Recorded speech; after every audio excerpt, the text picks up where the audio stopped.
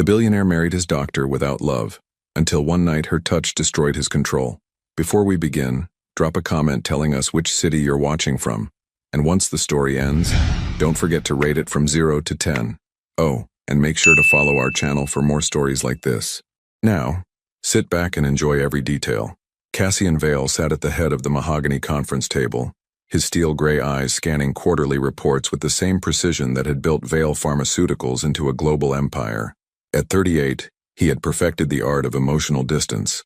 Every handshake calculated, every smile measured, every decision filtered through logic alone.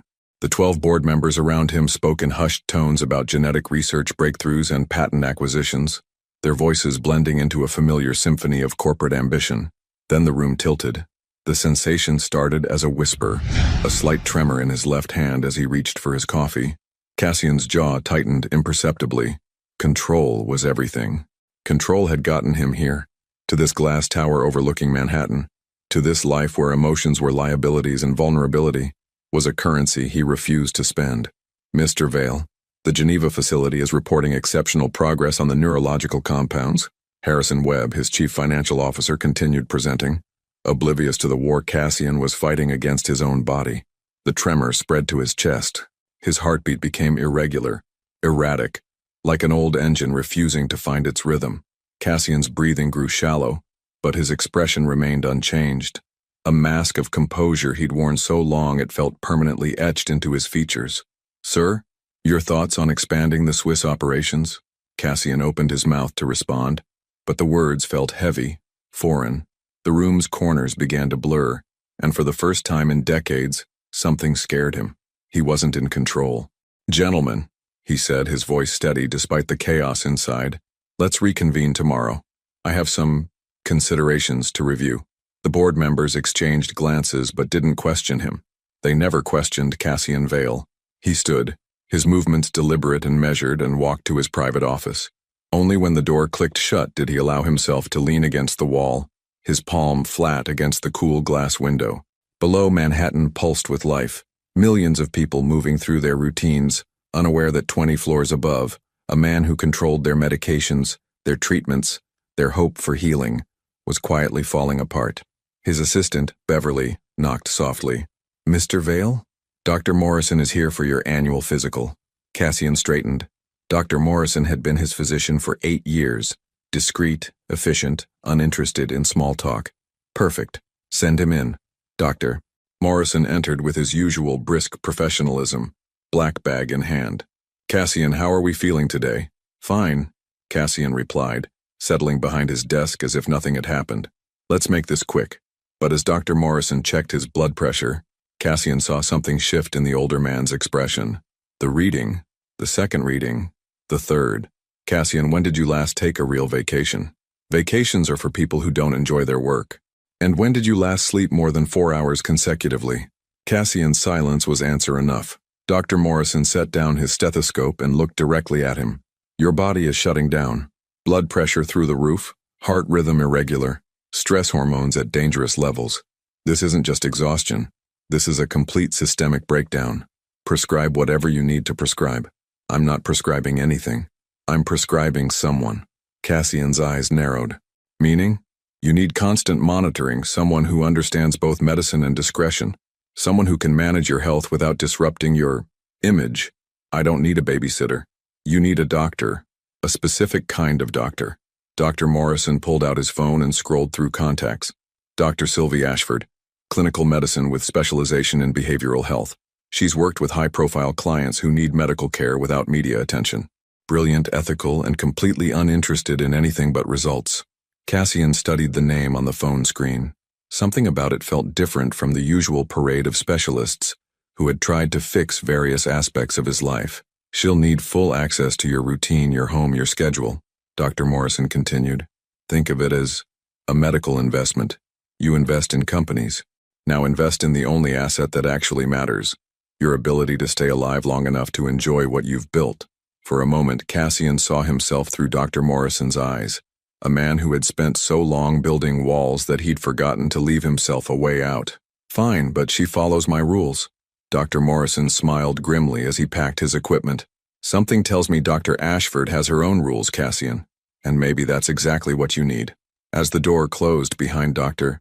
Morrison, Cassian stared out at the city again. Somewhere out there was a woman who would soon have access to the life he'd spent decades perfecting in solitude. He reached for his phone to cancel the arrangement, but his hand trembled again, just enough to remind him that for the first time in his adult life he wasn't the one in control. And something deep inside him wondered if that might be the most terrifying thing of all. She had learned to read people in the spaces between their words, and Cassian Vale's silence spoke volumes.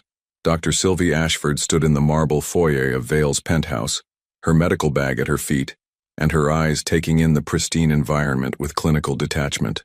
At 31, she had perfected the art of professional invisibility, arriving when needed, observing what others missed, and leaving without disturbing the careful equilibrium of her clients' lives. The penthouse was exactly what she'd expected. Floor-to-ceiling windows, minimalist furniture that looked more like museum pieces than places where humans actually lived, and not a single personal photograph in sight. Everything was controlled, curated, emotionless. It was like standing inside someone's perfectly constructed armor. Dr. Ashford, Cassian's voice came from behind her, deep and measured. She turned and immediately understood why Dr. Morrison had called her personally. Cassian Vale looked like a man at war with himself, impeccably dressed in a charcoal suit that probably cost more than most people's monthly salary, but there were telltale signs of strain around his eyes, a tension in his shoulders that spoke of sleepless nights and too much caffeine. Mr. Vale. She extended her hand for a professional shake, noting the slight tremor he tried to conceal. Dr. Morrison briefed me on your situation. I understand you need discreet medical monitoring. His handshake was firm, controlled, but she felt the elevated pulse through his wrist. Let's be clear about something, Dr. Ashford. This arrangement is temporary. I don't need fixing. I need maintenance. Sylvie almost smiled. She'd heard variations of this speech from executives, politicians, celebrities, people who had convinced themselves that needing help was a sign of weakness rather than wisdom. I don't fix people, Mr. Vale. I monitor medical conditions and provide recommendations based on data. Nothing more, nothing less. Something flickered in his gray eyes.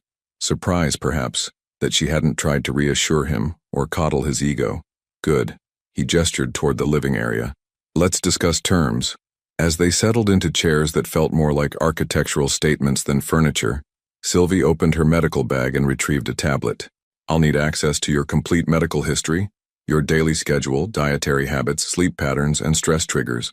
I'll also need to monitor you at regular intervals throughout the day. Define regular intervals. Every 4 hours initially. Blood pressure, pulse, stress markers. Non-invasive but consistent. Cassian's jaw tightened almost imperceptibly. She caught it anyway. You have a problem with being monitored? I have a problem with disruption.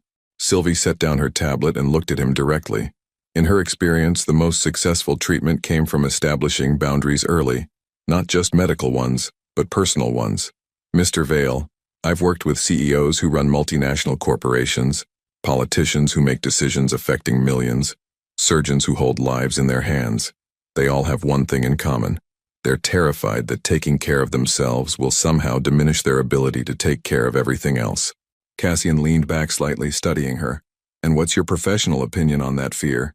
That it's statistically backward. Neglecting your health doesn't make you stronger. It makes you a liability to everything you've built. For the first time since she'd arrived, she saw something crack in his carefully maintained composure. Not much, just a slight relaxation in his posture, as if he'd been holding his breath and finally allowed himself to exhale. Doctor, Morrison mentioned you specialize in behavioral health. I do. Physical symptoms often have psychological roots. Chronic stress, control issues, perfectionism. They manifest in measurable ways. Elevated cortisol, disrupted sleep cycles, cardiovascular strain. And you think I have control issues? Sylvie glanced around the immaculate penthouse, then back at him. I think you've built a life where everything is predictable, except the one thing that matters most, whether your body will cooperate with your plans. The observation hit its mark. She could see it in the way his fingers tensed against the chair arm, the way his breathing shifted almost imperceptibly. What do you need from me? He asked finally. Honesty. If you're experiencing symptoms, tell me. If you're not sleeping, tell me. If something triggers stress, tell me. I can only help with what I can measure. And I can only measure what you're willing to acknowledge. Cassian nodded slowly. And what do I get in return? Your life, probably extended by several decades if we address this properly. They sat in silence for a moment, and Sylvie found herself studying his face. There was something almost vulnerable about the way he was considering her words, as if part of him wanted to trust her, while another part was calculating the risks. There's one more thing, she said, reaching for her medical kit. I'd like to do a baseline assessment now. Heart rate, blood pressure, stress indicators. It'll only take a few minutes. Cassian hesitated, and in that hesitation Sylvie glimpsed something she hadn't expected: fear, not of the medical procedure but of what it might reveal, of what it might mean to let someone this close to the carefully constructed walls he'd built around himself. All right, he said, finally rolling up his sleeve. As Sylvie wrapped the blood pressure cuff around his arm, she noticed the way he held himself completely still, as if movement might betray something he wasn't ready to acknowledge. Her fingers brushed his wrist as she positioned the stethoscope, and she felt him tense at the contact. Relax, she said softly, not looking at his face. This works better if you don't fight it. But as the numbers appeared on her monitor, Sylvie realized that fighting might be the only thing keeping Cassian Vale alive, and learning to stop might be the very thing that could save him. 3 days into their arrangement, Cassian realized that Dr. Sylvie Ashford was quietly dismantling his entire existence. It started with small things. She appeared at precisely 6:47 a.m. for his first checkup.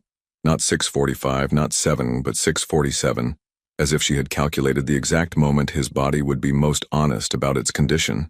She worked silently, efficiently, recording numbers on her tablet while he sat stiffly in his kitchen chair, trying to pretend that having someone witness his morning vulnerability wasn't slowly unraveling him. Your cortisol levels are still elevated, she said on the third morning, removing the blood pressure cuff with practiced precision. Are you sleeping? I sleep. How much? Cassian reached for his coffee. Black, no sugar. The same way he'd been drinking it for 15 years. Enough. Sylvie made a note on her tablet. She didn't push, didn't lecture, didn't offer unsolicited advice. Somehow her silence felt more invasive than questions would have. I'm scheduling your next check for 10:30, she said, packing her equipment. Try to eat something substantial before then. Your blood sugar is inconsistent. After she left, Cassian stood in his kitchen, a monument to unused appliances and takeout containers, and found himself looking at the cabinet where he kept cereal. When was the last time he'd eaten breakfast that didn't come from a coffee shop or a boardroom caterer? He couldn't remember. By 10:30, he had managed half a bowl of oatmeal and was feeling absurdly proud of this minor domestic accomplishment when Sylvie returned. She noticed the empty bowl in the sink immediately. Better, she said, and something in her tone made his chest tighten in a way that had nothing to do with stress. Don't sound so surprised. I'm not surprised, I'm encouraged. She sat across from him at the breakfast bar, her medical equipment spread between them like a bridge he wasn't sure he wanted to cross. Your blood pressure is down 3 points from this morning. Cassian watched her work, noting the way she handled each instrument with the same careful attention he reserved for million-dollar deals. There was something mesmerizing about her focus, the way she seemed to exist entirely in the present moment. Dr. Ashford, Sylvie, she corrected without looking up. We're going to be doing this for a while. Formality is exhausting for both of us. Sylvie. The name felt strange in his mouth, too personal for someone who was supposed to be just another professional service provider. Sylvie, he repeated. Can I ask you something? She glanced up, and he was struck again by how direct her gaze was. No practiced charm, no social maneuvering, just honest attention. Why did you agree to this arrangement? Doctor, Morrison said you usually work with politicians and celebrities. I imagine they're more cooperative than I am. Something shifted in her expression. Not quite a smile, but a softening around her eyes. Honestly? Because you're the first client who didn't try to charm me during the consultation. Most people find charm effective. Most people aren't treating someone whose job is to see through facades. She capped her pen and looked at him directly. You didn't pretend to be interested in getting better. You didn't make promises about lifestyle changes you had no intention of keeping. You were just honest about not wanting help. And that appealed to you? It told me you might actually be ready for help, even if you don't know it yet. Cassian felt something uncomfortable twist in his chest. You think I need help? I think you've spent so long taking care of everyone else's needs, shareholders, employees, the global pharmaceutical market, that you've forgotten how to recognize your own. The observation hit too close to something he'd been avoiding for years. He stood abruptly, moving to the window where Manhattan stretched out below them, busy and anonymous and safely distant. My needs are simple. Make money, maintain control, stay alive long enough to do both effectively. And what about connection?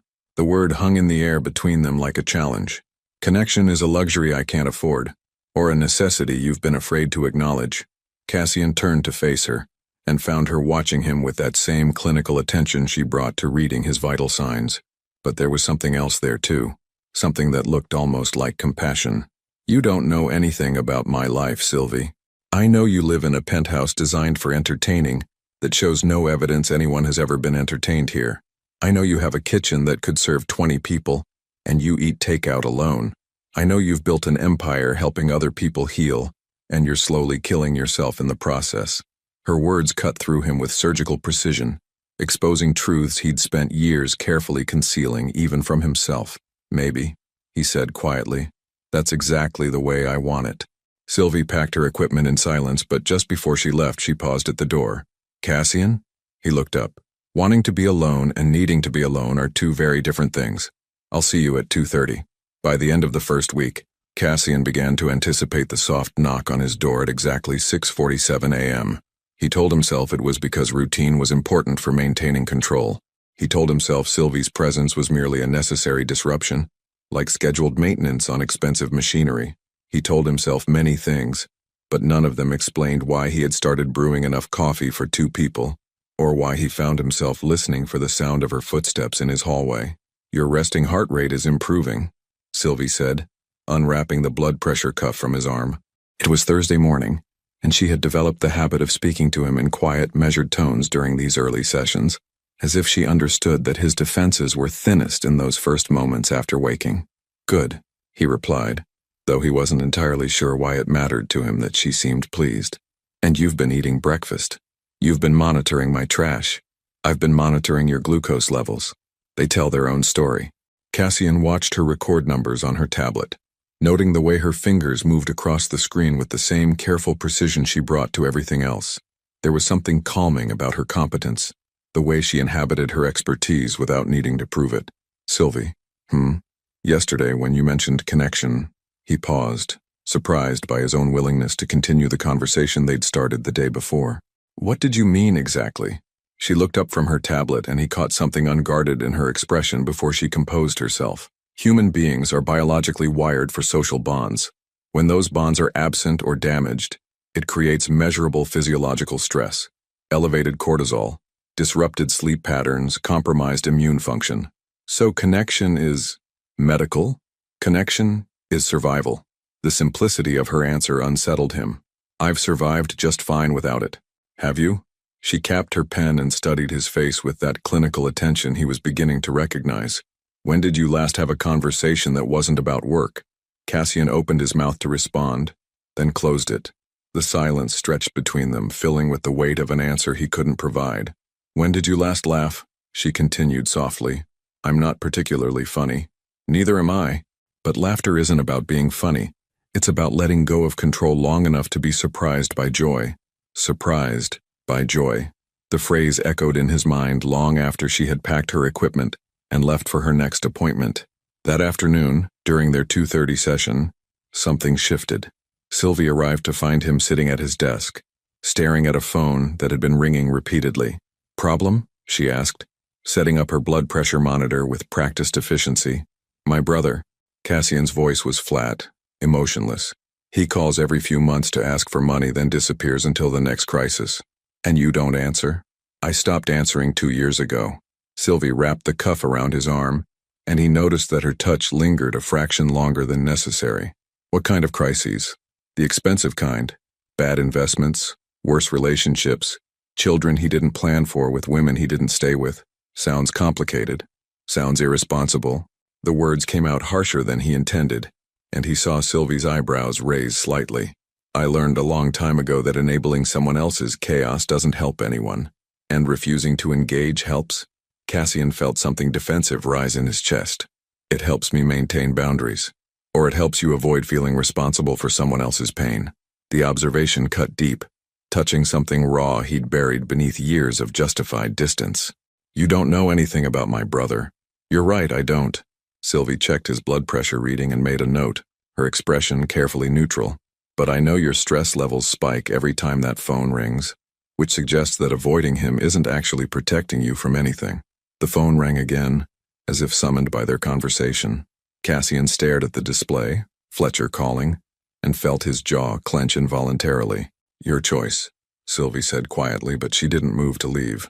Cassian looked at her, this woman who had somehow become a witness to his unraveling, and made a decision that surprised them both. He answered the phone. Fletcher. Cass. Jesus, I was starting to think you'd died or something. Fletcher's voice was too loud, too jovial, carrying the forced cheer of someone who needed something. How's the pharmaceutical empire treating you? What do you need, Fletcher? A pause. Then quieter. Look, I know we haven't talked in a while, but I'm in a tight spot. Josie's pregnant again and the landlord is threatening eviction and… How much? 20,000. Maybe 25. Just to get us back on our feet, you know?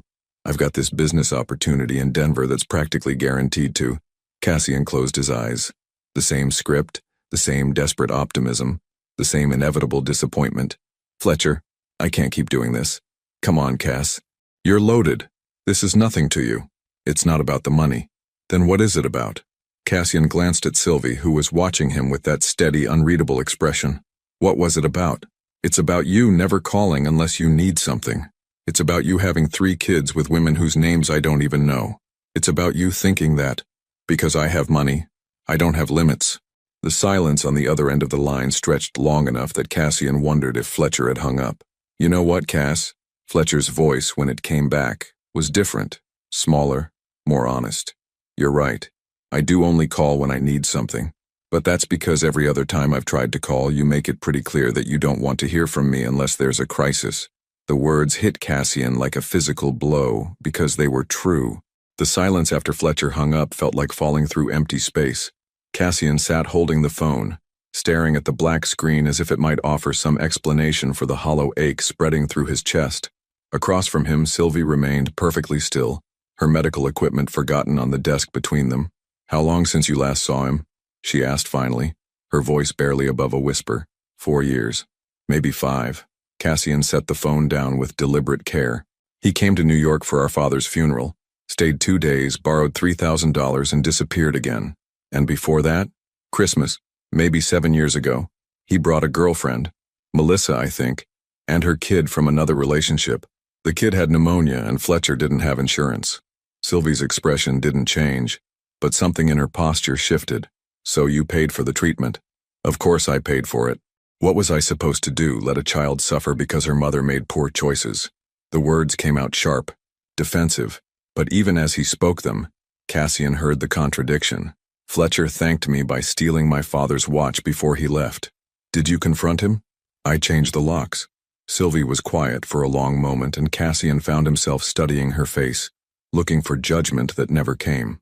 Instead, she reached for her blood pressure cuff with the same gentle efficiency she'd shown all week. Your blood pressure is elevated, she said, after taking the reading. Not dangerously, but enough to notice. Talking to Fletcher has that effect. Talking to Fletcher or acknowledging that you miss him. The observation landed like a physical blow. Cassian stood abruptly, moving to the window where Manhattan spread out below. Millions of people living their complicated, messy lives without requiring his approval or management. I don't miss the drama. I don't miss the late-night calls asking me to fix whatever disaster he's created this week. I don't miss being treated like an ATM with a heartbeat. But you miss your brother. Cassian's reflection in the window looked back at him. Successful, composed, utterly alone. Fletcher stopped being my brother the day he decided I was more useful as a bank than as family. And when did you decide the same thing about him? The question hung in the air like an accusation, because they both knew the answer. Somewhere along the way, Cassian had stopped seeing Fletcher as a person and started seeing him as a problem to be solved or avoided. When had that happened? When Fletcher dropped out of college? When he got arrested for drunk driving? When he called crying about his first bankruptcy? It's easier, Cassian said finally. Disappointing people is harder than avoiding them entirely. Easier for who? For everyone. Sylvie stood and moved to stand beside him at the window, close enough that he could smell the faint scent of her soap. Something clean and uncomplicated that reminded him of rain. "Can I tell you something about my work?" she said, her voice soft. "The clients who scare me most aren't the ones having panic attacks or breaking down in my office. They're the ones like you, people who have become so good at managing everyone else's expectations that they've forgotten how to have any of their own." Cassian turned to look at her, and was surprised by the sadness in her eyes. "You want to know what I think happened with Fletcher?" She continued. "I think somewhere along the way you both decided it was safer to play roles than to be brothers. He plays the screw-up who needs saving. You play the successful one who's above needing anything. And now you're both trapped in a script neither of you knows how to rewrite. Some scripts can't be rewritten. Some scripts need to be burned and started over." They stood together in the growing afternoon light, and Cassian found himself wondering when he had last stood this close to another person without an agenda, without a transaction, without needing to maintain some carefully constructed version of himself. "Sylvie?" "Yes?" "Why did you become a doctor?" She was quiet for so long he thought she might not answer. When she did, her voice carried a weight he hadn't heard before. "My sister was sick for 3 years before she died. Leukemia. The doctors were brilliant. They understood every cell count, every treatment protocol, every statistical probability. But none of them understood that what she needed most wasn't just medical care. She needed someone to see her as a person, not just a collection of symptoms." Cassian felt something shift in his understanding of the woman beside him. "How old was she?" 26. 3 years younger than me." Sylvie's voice was steady, professional, but he caught the slight tremor in her hands. "I became a doctor because I wanted to be the person who sees the whole patient, but I specialized in behavioral health because I learned that sometimes the most important thing you can treat is someone's loneliness." The confession hung between them, honest and raw and more intimate than anything Cassian had shared with another human being in years. "Is that what you think you're treating with me? Loneliness?"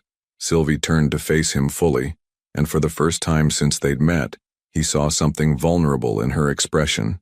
"I think you're so afraid of being disappointed by people that you've convinced yourself you don't need them. But your body tells a different story, Cassian.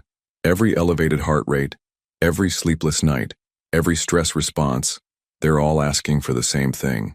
What's that? Connection. The kind that doesn't require you to be perfect first." Something had changed between them, and Cassian felt it in every interaction that followed. It started with small things. The way Sylvie lingered an extra moment after completing his morning assessment, her fingers warm against his wrist as she counted his pulse. The way he found himself asking questions that had nothing to do with his medical condition, about her coffee preferences, about the book she was reading during breaks, about whether she missed working in a traditional hospital setting. "You're stalling," she said on Tuesday morning, week 2, as he took an unusually long time rolling up his sleeve for the blood pressure cuff. "I'm preparing. For a routine procedure you've done 12 times? Cassian looked at her, really looked at her, and felt something dangerous stir in his chest. Sylvie had tied her dark hair back in a simple ponytail, and there was a small coffee stain on her white coat that she probably didn't know was there. She looked real in a way that made his carefully controlled world feel suddenly artificial. "Sylvie." "Yes?" "What you said yesterday, about connection without perfection." He paused, surprised by his own willingness to continue this conversation. "Do you actually believe that's possible?" She wrapped the cuff around his arm with practiced efficiency, but he caught the slight hesitation in her movements. "For most people? Yes. But not for everyone. Not for people who've spent their entire lives believing that being needed is the same thing as being loved." The observation hit too close to home. Cassian closed his eyes as she inflated the cuff, focusing on the familiar pressure around his arm rather than the unfamiliar pressure building in his chest. "And what about people who've spent their entire lives believing that needing someone makes them weak? That's a harder pattern to break," she said quietly, "but not impossible." When she removed the cuff, her fingers brushed against his forearm, a contact that should have been purely professional, but felt charged with something electric. Cassian opened his eyes to find her watching him with an expression he couldn't quite read. "Your blood pressure is normal," she said, but her voice was softer than usual. "Good. Your pulse is elevated. Is that a problem?" Sylvie's gaze held his for a moment longer than necessary. "That depends on what's causing it." The question hung between them, loaded with implications neither of them was ready to acknowledge. Cassian felt himself leaning slightly forward, drawn by something he didn't want to name, when Sylvie's phone buzzed with an incoming text. She glanced at the screen and immediately stepped back, her professional mask sliding back into place. "I need to take this," she said, moving toward the window. "It's about a patient." Cassian watched her walk away, noting the tension in her shoulders, the way she held herself when she thought he wasn't paying attention. Whatever the text said, it wasn't good news. "Dr. Pembroke?" Sylvie's voice was carefully controlled, but he caught the slight tremor underneath. "Yes, I received your message about Mrs. Chen." Mrs. Chen. Cassian found himself listening despite knowing he shouldn't, drawn by the change in Sylvie's tone, from the warm professionalism she used with him to something more clinical, more guarded. "I understand that the insurance is denying coverage, but that doesn't change the fact that she needs continued treatment." A pause, longer this time. "No, I cannot recommend discontinuing care simply because the family can't afford to pay out of pocket." Cassian felt something shift inside him as he listened to Sylvie advocate for a patient who couldn't advocate for herself. This was what he'd built his empire on, making medications accessible, ensuring that financial barriers didn't prevent people from getting the care they needed. But somewhere along the way, he'd forgotten what it looked like when someone fought those battles one patient at a time. "I'll cover the difference myself if necessary," Sylvie said, her voice firm despite the slight shake in her hands. Mrs. Chen has been making progress, and abandoning treatment now would be unconscionable. She ended the call and stood with her back to him for a moment, composing herself. When she turned around, her professional mask was firmly in place, but Cassian had already seen what lay beneath it. "Everything all right?" he asked. "Fine. Just a scheduling conflict." "Sylvie." She looked at him, and he saw the exact moment she realized he'd overheard more than she intended. "It's nothing I can't handle," she said quickly. "How much?" "I'm sorry. How much does Mrs. Chen need for her treatment?" Sylvie's eyes widened. "Cassian, you can't just—" "I can do whatever I want with my money." "How much?" $8,000. Maybe 10, depending on how long the treatment cycle runs. She shook her head. "But that's not your responsibility. Mrs. Chen isn't your patient." "No, but you are." The words came out before he could stop them, and they both knew he didn't mean in the medical sense. Sylvie stared at him, something vulnerable flickering across her features. "You don't understand. If I let you pay for Mrs. Chen's treatment, it changes things between us." "What things?" "The balance, the professional distance, the fact that I'm supposed to be taking care of you, not the other way around." Cassian stood and moved toward her, drawn by an impulse he didn't fully understand. "What if I don't want professional distance anymore? Cassian, what if I'm tired of every relationship in my life being a transaction? This is a transaction. I'm your doctor. Are you? Or are you the first person in years who's made me feel like being human might not be such a dangerous thing?" They were standing close now, close enough that he could see the flecks of gold in her brown eyes, close enough to feel the slight tremor in her breath. "This is exactly why doctors aren't supposed to get personally involved with their patients," she whispered. "Too late," he said, his voice rough with honesty. "I'm already involved." The confession hung between them like a bridge neither was sure they should cross. Sylvie stepped back first, her hands trembling slightly as she reached for her medical bag. "I should go," she said, but her voice lacked conviction. "Should you?" Cassian remained exactly where he was, close enough that the space between them felt charged with possibility. "Or do you want to?" "What I want isn't relevant. I have a professional responsibility." "To whom?" "To me.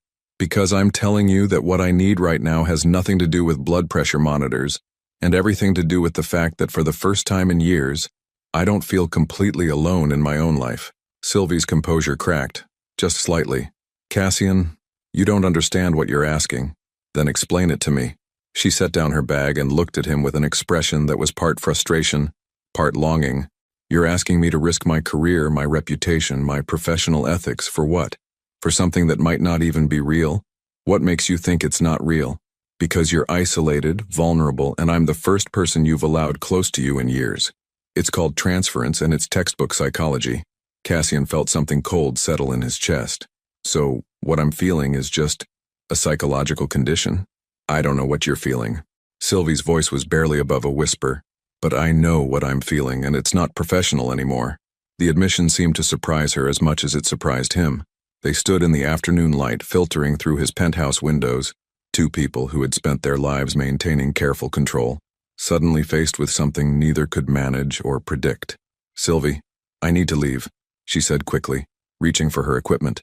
"We can discuss adjusting the monitoring schedule when we've both had time to think clearly.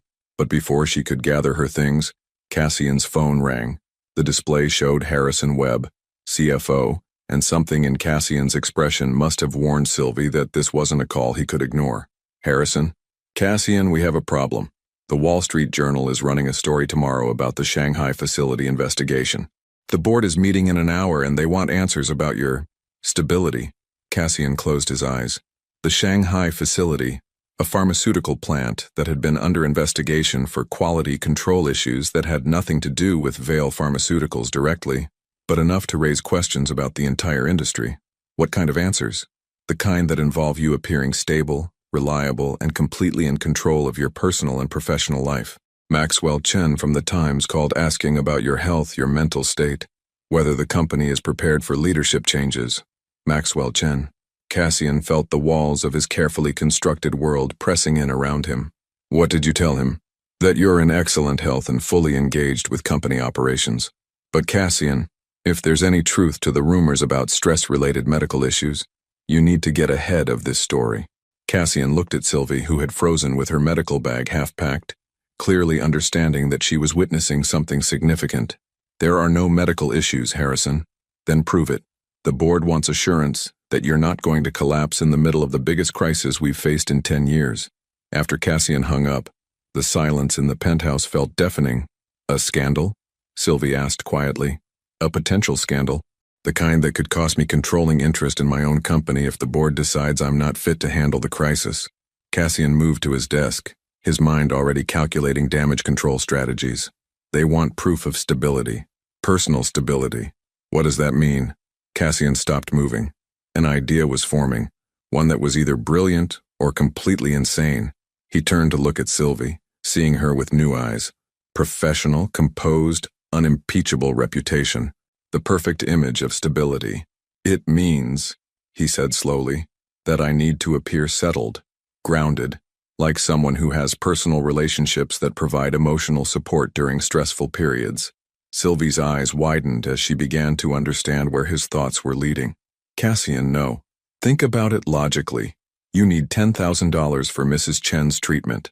I need someone who can credibly represent stability in my personal life. It's a business arrangement. Marriage is not a business arrangement. It would be for us. Temporary, contractual, no emotional expectations, no romantic complications. Just two people helping each other solve practical problems. Sylvie stared at him as if he'd lost his mind entirely. You're proposing a fake marriage. I'm proposing a solution that benefits both of us. And what happens when the scandal blows over? When Mrs. Chen's treatment is paid for? Do we just divorce and pretend none of this happened? Cassian felt something twist in his chest at the word divorce, but he pushed the feeling aside. We establish parameters, clear boundaries, a timeline. This is insane. This is practical. Sylvie was quiet for a long moment, and Cassian found himself holding his breath, waiting for her response. The money you're offering, she said finally. It's not just for Mrs. Chen, is it? It's enough to pay off my student loans, my sister's medical debt, everything. If you want it to be. And all I have to do is pretend to be married to you. All you have to do is be yourself, the woman who's competent, ethical, and completely uninterested in my money for personal gain. Except now I would be interested in your money for personal gain. No, Cassian said quietly. You'd be interested in my money for survival. There's a difference. 3 weeks later, Sylvie stood in the kitchen of Cassian's penthouse at 6:47 a.m., wearing a simple gold band that felt heavier than it should. Mrs. Vale, she said to her reflection in the coffee maker, testing how the name sounded in her mouth. It tasted strange, like a language she was still learning to speak. The civil ceremony had been exactly what Cassian promised. Efficient, emotionless, witnessed by his lawyer and her college roommate, who had agreed to fly in from Chicago without asking too many questions. Sylvie had worn a navy dress she already owned. Cassian had worn the same charcoal suit he wore to board meetings. They had exchanged rings, signed papers, and shaken hands like business partners closing a deal, which, she supposed, was exactly what they were. Good morning, Cassian's voice came from behind her, and she turned to find him adjusting his tie with the same precision he brought to everything else. 3 weeks of marriage hadn't changed his morning routine. Up at 6:30, dressed by 6:45, coffee at 6:50. Good morning, she replied, noting that he looked as uncomfortable with their new dynamic as she felt. Your blood pressure medication is on the counter. Thank you. They moved around each other in the kitchen with careful choreography. Two people sharing space without sharing intimacy. It should have been easier than it was. They had established rules. Separate bedrooms, minimal physical contact, except when necessary for public appearances, no discussion of the arrangement in front of others. But the rules hadn't accounted for the way her pulse quickened when he accidentally brushed her hand while reaching for his coffee, or the way she caught him watching her with an expression she couldn't quite read when he thought she wasn't looking. "How did your meeting with the board go yesterday?" she asked, settling into the routine of morning conversation that had developed organically between them. Better. The marriage announcement helped with the stability concerns. Cassian paused, cup halfway to his lips. Harrison said the journal dropped the speculation about my health once they learned I'd gotten married. Apparently, men in committed relationships are statistically less likely to have stress-related breakdowns. Statistics, Sylvie murmured. How romantic. Something flickered in Cassian's expression. Humor, maybe, or irony. Is that what this is missing? Romance? The question caught her off guard, partially because of how it sounded when he said it, and partially because she'd been wondering the same thing. It's missing authenticity, she said finally. When we're in public, we look like strangers pretending to be married. We are strangers pretending to be married. Are we? Sylvie set down her coffee and looked at him directly. Because I know that you have nightmares about your brother. I know that you check your phone every morning hoping Fletcher might have called even though you never answer when he does. I know that you donated $50,000 to the children's hospital where Mrs. Chen is being treated. Not just the $10,000 for her specific care. Cassian's jaw tightened almost imperceptibly. You weren't supposed to find out about the donation. Your accountant called to confirm the tax deduction paperwork. He assumed I knew. They stared at each other across the breakfast bar, the space between them charged with unspoken truths. Why did you say yes? Cassian asked suddenly. To the marriage proposal? To all of it. The monitoring, the living arrangement, the fake marriage. You could have found other ways to pay your debts. Sylvie was quiet for a long moment, considering how much honesty their arrangement could handle. Because you were dying, she said finally. The medical condition wasn't life-threatening. Not the medical condition, the isolation. I've seen what it does to people, the way they start to disappear from their own lives piece by piece until there's nothing left but the functions they perform for other people. Cassian's coffee cup made a soft clink as he set it down. And you thought marrying me would fix that? I thought giving you a reason to care about someone else's well-being might remind you to care about your own, even if that someone doesn't actually care about you. The question hung between them like a challenge, and Sylvie felt something shift in her chest, something dangerous and honest and completely contrary to their carefully negotiated boundaries. Who says I don't care about you? Cassian went very still. Our agreement specifically stated, our agreement was about sexual involvement and romantic expectations. It didn't say anything about caring. Caring is dangerous. More dangerous than what we're doing now? Pretending that living together, sharing meals, falling asleep to the sound of each other's breathing in the next room, pretending that none of that matters? Cassian stood abruptly, moving to the window where Manhattan spread out below them like a circuit board of lights and possibilities. It's not supposed to matter, but it does. Yes, he said quietly, his back still turned to her. It does. Sylvie felt her heart do something complicated in her chest. This was exactly what she'd been afraid of, the moment when their careful arrangement revealed itself to be built on something much more fragile and real than either of them had wanted to acknowledge. Cassian, don't. His voice was rough. Don't make this more complicated than it already is. What if it's supposed to be complicated? He turned to face her, and she saw something raw and unguarded in his expression that made her breath catch. What if, she continued, we stopped pretending that this is just business? Because, Cassian said, his voice barely above a whisper, if we stop pretending, I might start hoping for something I can't afford to lose. That night, Cassian couldn't sleep. He lay in his bed, their bed technically, though they had maintained the fiction of separate rooms, listening to the soft sounds of Sylvie moving through the penthouse. At 2:17 a.m., he heard her footsteps in the hallway. At 2:23, the refrigerator door opening and closing. At 2:31, the soft scrape of a chair being pulled across the kitchen floor. By 2:45, he gave up pretending he could ignore whatever was keeping her awake. He found her sitting at the breakfast bar, still wearing the oversized Columbia Medical School t-shirt she used as pajamas, her hands wrapped around a mug of tea that had clearly gone cold. Her medical textbook was open in front of her, but she wasn't reading. "Can't sleep?" he asked softly. She looked up, startled. "Did I wake you?" "No."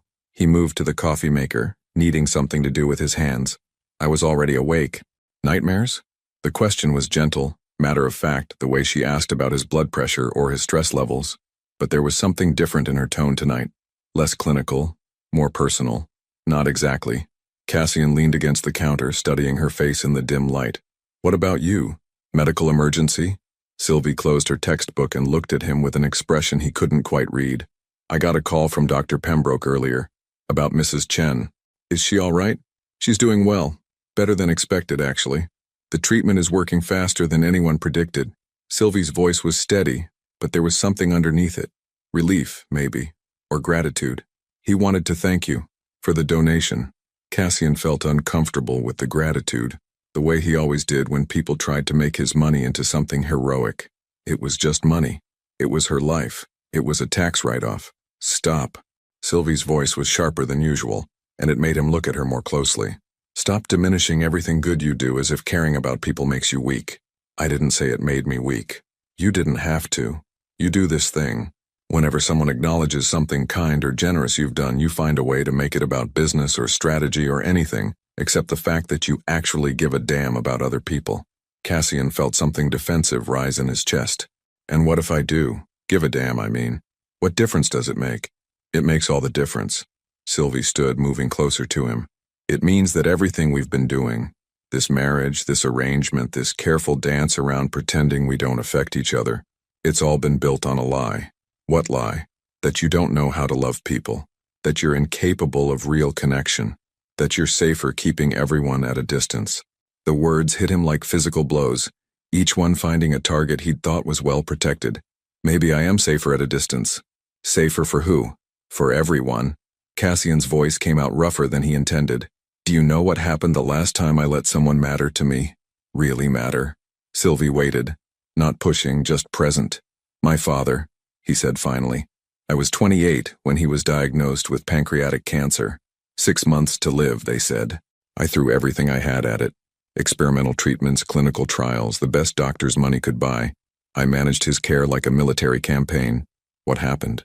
He lived 2 years longer than anyone expected. 2 years of surgeries and chemotherapy and medical procedures that probably caused more suffering than they prevented. And at the end, when he was dying anyway, he looked at me and said," Cassian's voice broke slightly, "He said he wished I had spent less time trying to save him and more time just being with him." Sylvie moved closer, close enough that he could smell the faint scent of her shampoo. "So you decided it was easier not to care about anyone." "I decided it was safer not to try to save anyone. But that's not what you did with Mrs. Chen. You didn't try to save her. You just helped her access the care she needed. That's different." "How?" Cassian looked at her, this woman who had somehow become the center of his carefully controlled world, and felt something crack inside his chest. "Because Mrs. Chen was your patient, and He stopped, the words caught in his throat. "And you what?" "And I care about you," he said, the admission torn from somewhere deep inside him. "I care about you more than I've cared about anything in years, and it terrifies me." Sylvie went very still. "Cassian, I know it wasn't part of our agreement. I know it complicates everything, but I can't pretend anymore that this is just business, that you're just my doctor, that having you in my life doesn't matter." They stood in the dim kitchen, the space between them electric with possibility and fear. "What are you saying?" Sylvie's voice was barely above a whisper. "I'm saying that I want to try. Not the fake marriage, not the arrangement. Something real, something that might actually matter." Sylvie's eyes searched his face, looking for something he hoped she would find. "And what if it doesn't work? What if we mess this up? Then we'll have tried something that mattered more than protecting ourselves." For a moment, he thought she might say yes. He could see something shift in her expression, something open and hopeful and brave. But then her phone rang. She glanced at the display and immediately answered. "Dr. Pembroke? What's wrong?"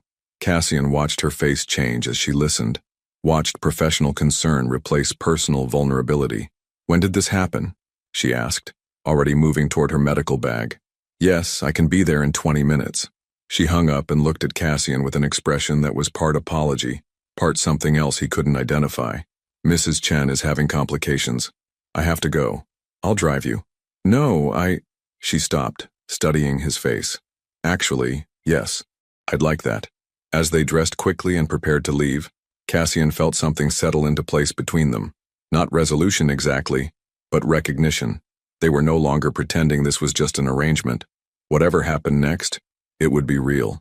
The hospital corridors at 3 a.m. felt like a different world. Quieter, more intimate, stripped of the daytime chaos that usually filled these spaces with urgency and noise. Cassian followed Sylvie through the maze of hallways, watching the way she moved with purpose and familiarity through an environment that was foreign to him. This was her world, the place where she belonged, where she made a difference that could be measured in heartbeats and recovery rates and families who got to keep the people they loved. Mrs. Chen is in room 314, Dr. Pembroke said when they reached the cardiac unit. He was a tall, graying man who looked like he'd been awake for too many consecutive hours. Her vitals destabilized around midnight. We've managed to stabilize her, but he glanced at Cassian uncertainly. He can hear this, Sylvie said firmly. What's her status? The treatment appears to have triggered an autoimmune response. Her body is rejecting the very medication that was helping her. We need to adjust the protocol, but that means starting over with a different approach. More expensive, longer treatment cycle, and honestly, less certainty about outcomes. Cassian felt Sylvie go very still beside him. How much more expensive? Another 20,000. Potentially more depending on how she responds. I see. Sylvie's voice was professionally neutral, but Cassian could see the tension in her shoulders, the way her hands clenched slightly at her sides. Dr. Ashford, you should know that the family is considering discontinuing treatment.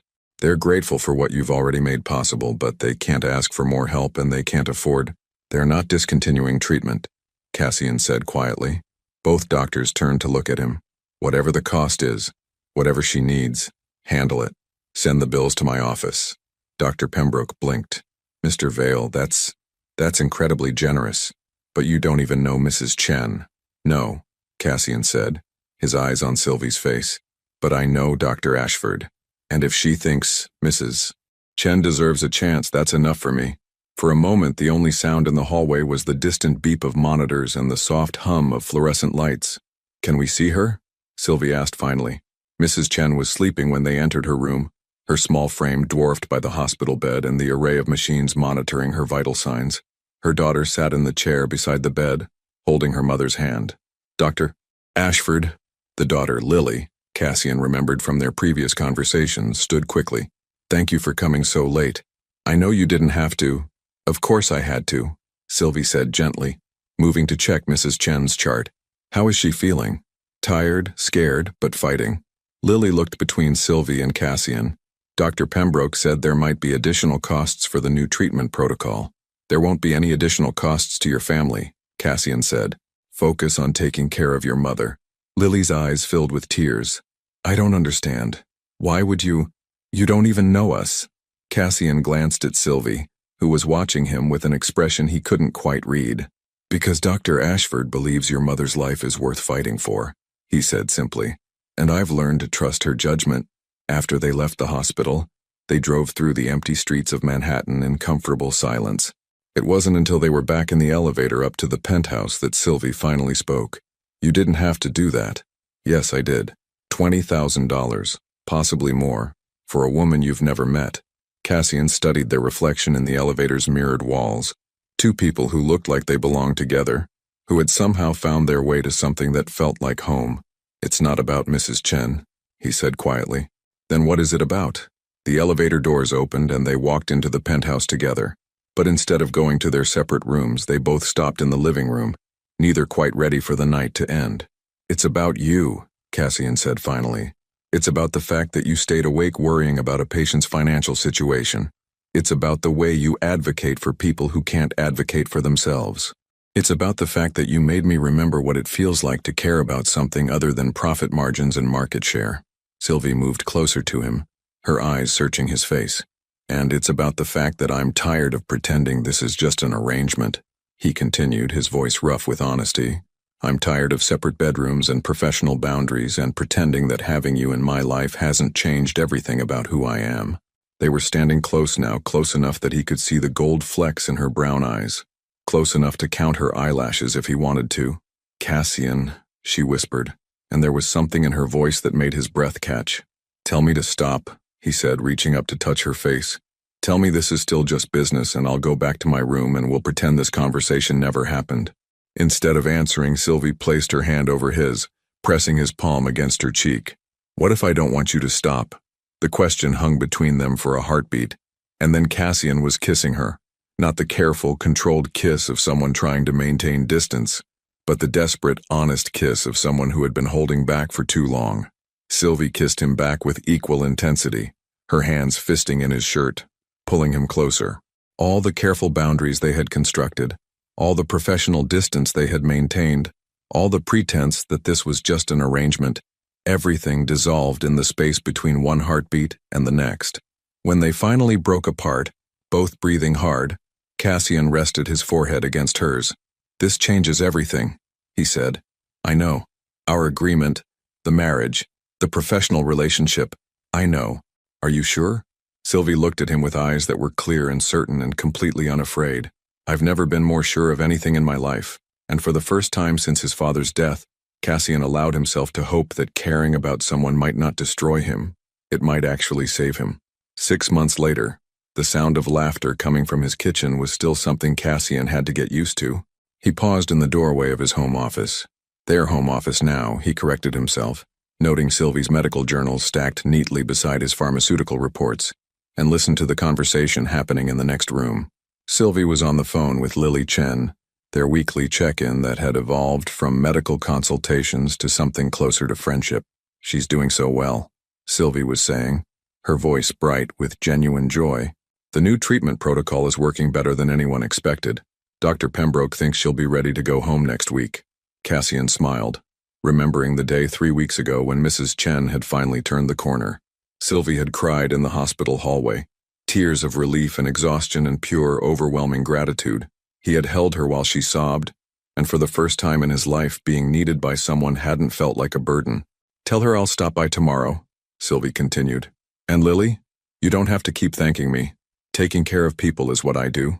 When she hung up, Cassian found her standing at the kitchen window, looking out at Central Park, where autumn was painting the trees in shades of gold and red. She was wearing one of his old Columbia t-shirts and a pair of jeans, her hair pulled back in a messy ponytail. She looked nothing like the composed professional woman who had first walked into his penthouse 6 months ago, and everything like home. "Good news?" he asked, wrapping his arms around her from behind. "The best news. Mrs. Chen gets to go home to her garden and her terrible soap operas and her daughter's terrible cooking." Sylvie leaned back against his chest. "How was your call with Fletcher?" The weekly phone calls with his brother were still complicated, still sometimes frustrating, but they were happening. That alone felt like a miracle. "He's thinking about moving to Portland. Says he wants to try something new, maybe get into sustainable farming." Cassian rested his chin on top of Sylvie's head. "I told him if he's serious, I'll help him find a program." "That's wonderful. We'll see. Fletcher's gotten serious about a lot of things over the years. But this time you're not writing him off before he's even started." It was true. Something had shifted in Cassian's ability to hope for his brother, to believe that people could change and grow and surprise you with their capacity for better choices. He suspected Sylvie had something to do with that shift. "The board meeting went well," he said, changing the subject. "They approved the new accessibility initiative." Sylvie turned in his arms, her eyes bright with interest. "All of it? All of it? Subsidized medications for low-income patients, expanded clinical trial access, partnerships with community health centers." Cassian tucked a strand of hair behind her ear. "Harrison thinks I've gone soft." "Have you?" "Completely." She laughed, the sound filling the space between them with warmth. "Good. Soft looks good on you." They had been married for real now for 2 months. A small ceremony in the hospital chapel where Mrs. Chen was being treated, witnessed by Lily and Dr. Pembroke, and a handful of other people who had become their chosen family. Sylvie had worn a simple white dress that she'd bought at a department store.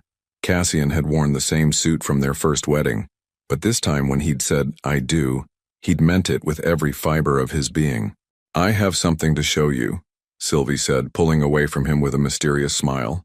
She led him to the dining room table where she had spread out architectural drawings, detailed plans for what looked like a medical facility. "What is this?" "A proposal for a community health center in Queens, specializing in behavioral health services for underserved populations."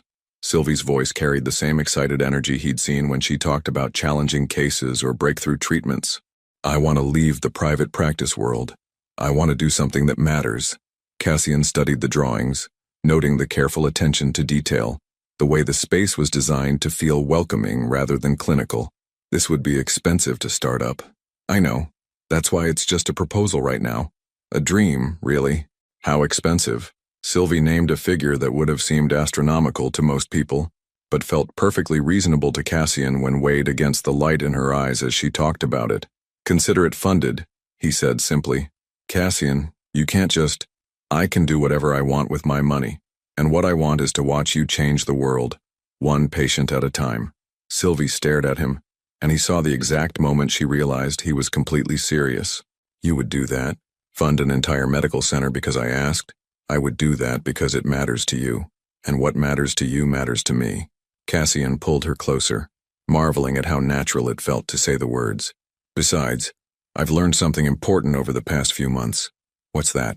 That the best investments aren't the ones that make the most money.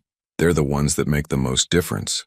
Later that evening, as they lay in bed, in their bedroom, with their life spread out around them in the form of shared books and medical journals and coffee mugs that never quite made it back to the kitchen, Sylvie traced lazy patterns on Cassian's chest. Do you ever regret it? She asked quietly, giving up the careful distance, the emotional control, the safety of not caring about anyone. Cassian thought about the question seriously. His life was messier now, more complicated. He worried about Mrs. Chen's recovery, about Fletcher's next phone call, about whether Sylvie was happy, about whether he was capable of being the partner she deserved.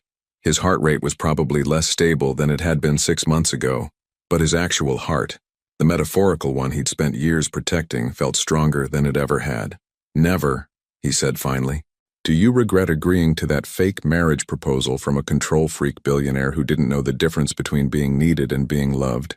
Never, she replied without hesitation, though I should probably mention that I knew the difference from the beginning. What do you mean? I mean, I never thought you didn't know how to love people, Cassian. I thought you were afraid to let yourself be loved by them.